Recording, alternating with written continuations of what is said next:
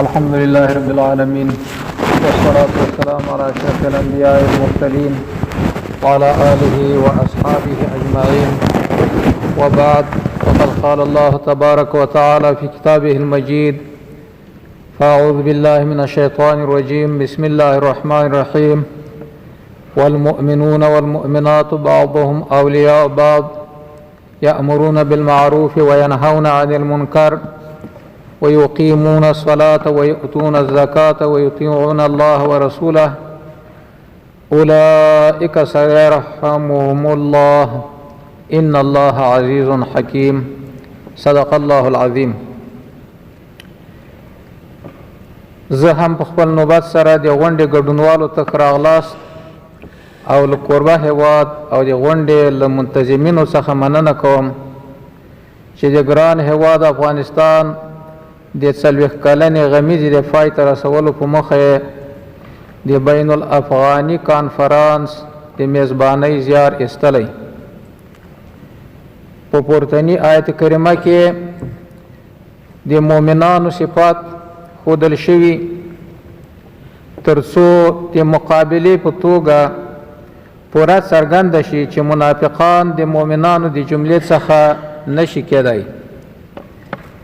الف: مؤمنان نارینه او مؤمنان زنانه یو تر بل دوستان او کومکیان دي. که نارینه مؤمنان دي که زنانه مؤمنان دي دا یو له بل سره کومک کوونکي دي، په خلاف د منافقانو چې هغوی هیڅ کله هم د مسلمانانو دوستان او کومکیان نشي کېدی. دا یو حکم له دې آیت کریمه نه را مستنبط کیږي، را اخیستل کیږي. با دوی ټول په نیکو امر او له بدو منع کوي، په خلاف د منافقانو چې هغوی تل د منکر لپاره کار کوي. جیم: دوی ټول په دوامداره توګه لمونځ کوي او زکات ورکوي، په خلاف د منافقانو چې دوی باندې لمونځ ډېر سخت او په لمانځه کې سست دي. دوی ټول د الله جل جلاله او د پیغمبر اطاعت کوي، په خلاف د منافقانو چې دوی د الله او د پیغمبر په سرکشۍ کې روان وي. د افغانستان وګړي الحمدلله 99 سلنه مسلمانان دي او ان شاء الله تعالی په دې آیت کریمه باندې د عمل کولو ژمن دي. مخکې احادیث وویل چې دا مسائل بیا ذکر شوي، خو زه دا وایم دا مجلس د تفاهم مجلس ده، د فیصلې مجلس نه ده. موږ تاسو کوشش وکړو چې ښه تفاهم ته لاره هواره کړو او د اشغال خاتمه او یا د بعضې ورونو په اصطلاح د خارجي قواو د وتلو موږ د اشغال خاتمه ورته وایو، د موږ ورونو ورته د خارجي قوا وتل وایي. هر تعبیر چې کوو خبره یوه ده. بین الافغاني مذاکرات به شروع کیږي، د هغه لپاره یو ښه زمینه سازي باید موږ وکړو. او اوس هم د موږ له خویندو سره مجلس و، د دوی د خپلو حقوقو په باره کې فکر ده. موږ که ځان مطمئن وبولو، موږ خو نارینه یو، موږ باید خپلې خویندې مطمئنې کړو. د موږ خویندې دلته د خپلو حقوقو غوښتنه کوي یا هغوی د خویندو ځان نمایندګان بولي، چونکې دلته زموږ قدرمنې خویندې هم په مجلس کې حضور لري او له منتظم د مجلس نم د ما غوښتنه دا ده چې د ما خیال دا و چې 50 سلنه د موږ خویندې د افغانستان نفوس تشکیلي، خو پوځي خور ویل چې 55، نو دوی ته هم باید دومره حق ورکړو او د دوی د بیان په باره کې هم صبر باید وکړو، چونکې دلته زموږ قدرمنې خویندې هم په مجلس کې حضور لري. نو غواړم چې د ښځو د حقوقو په حق د افغانستان د اسلامي امارت د اسلام مبارک دین په اصولو او افغاني عنعناتو باندې ولاړه روښانه او واضحه تګلاره وړاندې کړم. د افغانستان اسلامي امارت په انشاءالله پس له صلح نه یا مکمل په افغانستان باندې حاکمي لکه موږ یې غواړو او یا به قوي برخه پکې لري لکه د موږ نورونه چې وایي، خو په هر تقدیر سره باید د خویندو تشویشونه موږ رافع کړو. موږ او تاسو ټول پوهېږو چې د ښځو حقوق اړوند د نامسلمانو ټولنو لخوا په مسلمانانو باندې ډېر تورونه او تهمتونه لګول کېږي. باوري اوسئ خویندو، اسلام چې کوم حقوق مېرمنو ته ورکړي په بل هیڅ دین کې داسې حقوق ښځو ته نه دي ورکول شوي. او بیا زه تاسو ته په خصوص سره وایم، دلته علما ناست دي، د موږ ملګرو کې علما دي، اخواته راغلي مېرمنو کې ښه علما دي الحمدلله. په اسلام کې بیا خصوصا په حنفي مذهب کې چې کوم حقوق ښځو ته ورکړل شوي دي بیا نه په شوافعه کې ورکړل شوي نه په بل مذهب کې. دا زه په دعوې سره ویلی سم. د امام ابو حنیفه رحمت الله علیه په مذهب کې ښځه چې بالغه سو مکمل اختیار لري چې پس له بلوغه دا اختیار د خپل خاوند او د میړو کې. نور مذاهب وایي چې د پلار اجازه به خامخا اخلي، د ولی اجازه به خامخا اخلي. د تاسې حقوق په اسلام کې خصوصا په حنفي مذهب کې مکمل خوندي دي. او د انر کلی خور د محترم باره کې د اقلیت خبرې وکړه. د اقلیت په باره کې چې اسلام کوم حقوق ورکړي رسول الله سمایي دماؤهم کدمائنا واموالهم کاموالنا واعراضهم کاعراضنا او کما قال علیه السلام.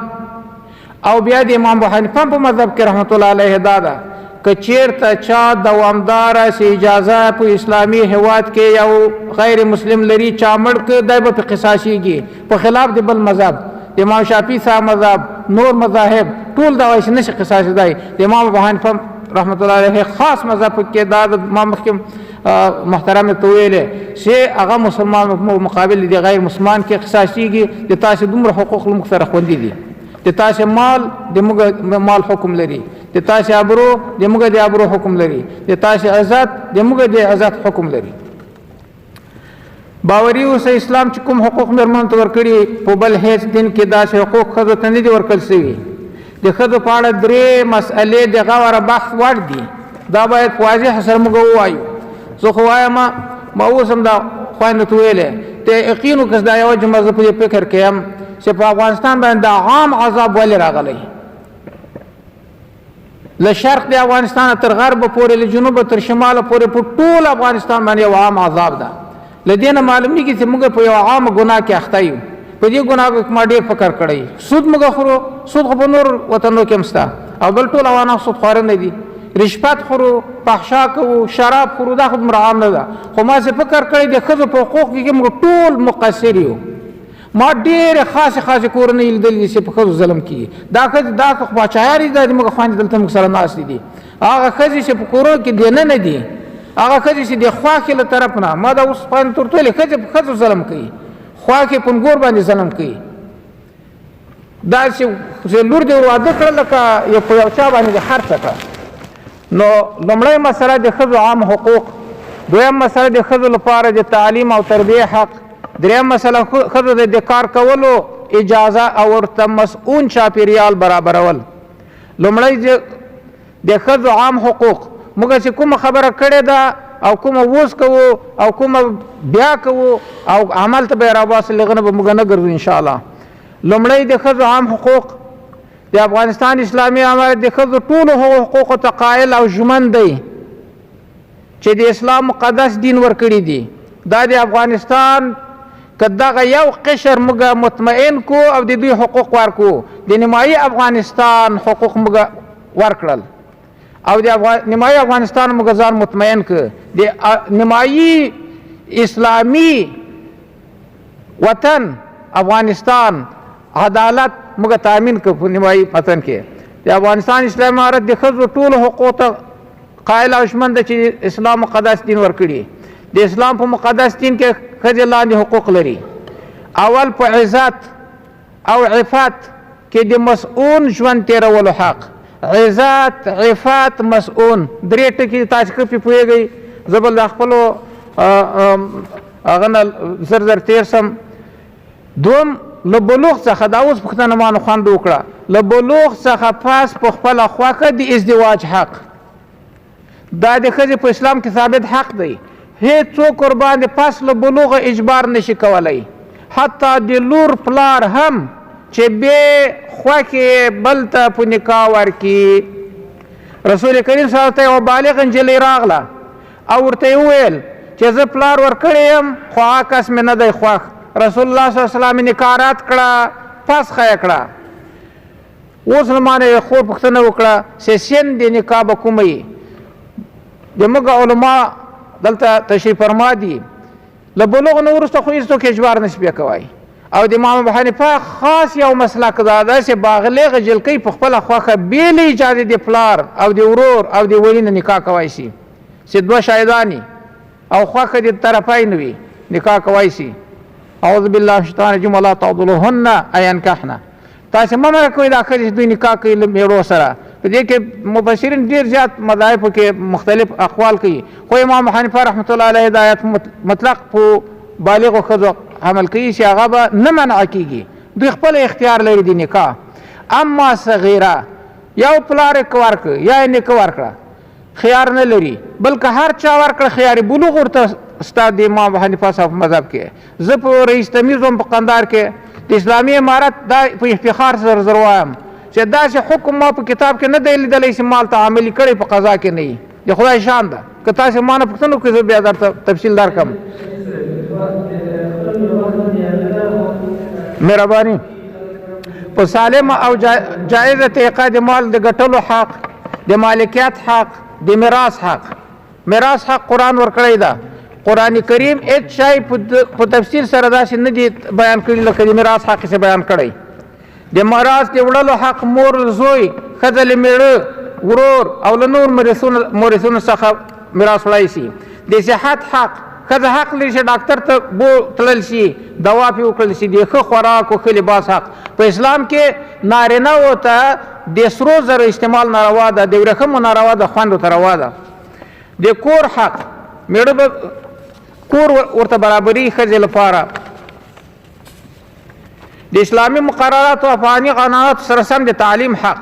دا اوس خویندو ما نه پوښتنه وکړه، تعلیم د ښځې حق ده، له اول صنف نه نیولې، له بغدادي قاعدې نه نیولې تر بخاري شریفو پورې تر دکتورا پورې، خو له اسلامي مقرراتو سره سم. مخلوط تعلیم به نه وي. دا نه په قطر کې شته، نه په سعودي کې شته، نه په نور اسلامي مهمو ملکونو کې شته. د اسلامي مقررات افغاني عنعناتو سره د کار کولو حق. دا ټول حقوق لري. له خپل نفس، مال او ابرو څخه د دفاع حق. هره ښځه هره خور د موږ حق لري چې له ځانه دفاع وکړي د مال له ابرو نه. د دې په باره کې د افغانستان د اسلامي امارت په وخت کې د مرحوم امیرالمؤمنین ملا محمد مجاهد لخوا د ښځو د حقوقو د دفاع په غرض ځانګړي خورا مهم فرامین صادر شوي وو چې اوس هغه فرامین د ښځو د حقوق په هکله د افغانستان د اسلامي امارت اساسي کرښې تشکیلوي. لومړی فرمان، ښځه به په بدي کې نشي ورکول کېدای. په لسهاوو زرو ښځو حقوق په دې کې تامین کېدای شي چې ښځه به په بدي کې نشي ورکول کېدای. موږ تاسې ټول افغانان یو، قتل به یو چال کړی وو، خورګانې به بیا پکې ورکول کېدې. دویم فرمان، کونډه به د نکاح پوره اختیار لري. ښځه چې کونډه سوله هر چېرته چې نکاح کوي اختیار لري. اوس ما دا خویندو ته یوه دلخراشه واقعه بیان کړه. دریم فرمان، ښځه د میراث ترلاسه کولو او د مهر اخیستلو پوره واک لري او اختیار لري. څلورم حق، د ښځو دعواګانې به د مرور زمان لاندې نه راځي. دا د قضا مسله د علما پې پوهېږي چې 28 کاله یا 36 کالو پورې وخت تېر سو چا دعوه ونه کړه بیا یې دعوه نه قبلېږي. په خلاف د ښځو امیرالمؤمنین دا فرمان صادر کړی وو چې افغانۍ ښځه هر وخت دعوه وکړي قاضي به اوري، ځکه د افغانستان ښځې مظلومې واقع سوي دي. دوی شرعي عذر درلود چې دعوې پرېښې وې. دویم د ښځو تعلیم، د کوم عمر ادا چې په ښځو فرض عین وي دغه عمر علم پرې فرض عین ده. رسول الله صلی الله علیه وسلم طلب العلم فریضه علی کل مسلمین. ټول علما وایي چې کل مسلمین نه دلته مراد نر او ښځه دواړه مراد دي. دریم د ښځو کار ډېر لږ پاتې ده. د ښځو کار دا د موږ خویندې په دې کې تشویش لري. ښځې حق لري چې د اسلامي مقرراتو او افغاني دودونو سره سم د وطن د بهبود او د خپلې کورنۍ د هوساینې لپاره کار وکړي. نو د اسلامي امارت هم د اسلامي اصولو او د افغانیت په چوکاټ کې د ښځو ټولو حقوقو ته ځان ژوند بولي. د افغانستان د اسلامي امارت تګلاره دا ده چې د ښځو حقوق په داسې ډول خوندي کړي چې نه د هغوی روا حقوق تر پښو لاندې شي او نه انساني کرامت او اسلامي او افغاني ارزښتونه له ګواښ سره مخ شي. اقول قولي هذا استغفر الله لي ولكم ولسائر المؤمنين والسلام عليكم ورحمة الله وبركاته.